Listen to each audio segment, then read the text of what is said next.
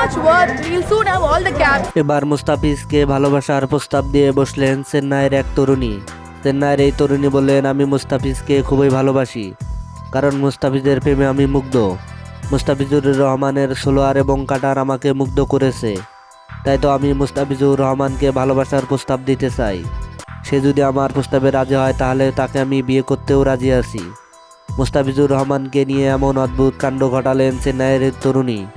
মুস্তাফিজুর রহমান চেন্নাইয়ের প্রধান ভরসা হয়ে উঠেছেন এবং দর্শকদের ভোটেও তিনি সবার সেরা।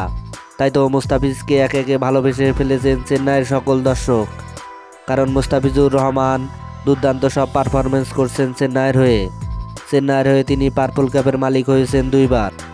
শেষ ম্যাচেও তিনি পার্পল ক্যাপের মালিক হতে পারতেন, কিন্তু জাসপ্রীত বুমরার সাথে তার ব্যবধান শুধু কম ম্যাচ খেলার কারণে। তাই তো মুস্তাফিজুর রহমানকে চেন্নাই শিবির থেকে ছাড়তেই চাচ্ছে না কেউ। মুস্তাফিজুর রহমান আর শেষ ম্যাচ খেলতে চলেছেন, তাই তো মুস্তাফিজুর রহমানকে নিয়ে তার এই ভক্ত বললেন, আমি মুস্তাফিজুর রহমানকে যে কোনো মূল্যে হলেও বিয়ে করতে চাই, কারণ মুস্তাফিজুর রহমানকে আমার ভালো লেগেছে। হ্যাঁ দর্শক, মুস্তাফিজুর রহমানের প্রতি এমন ভালোবাসা আপনি কি চোখে দেখেন?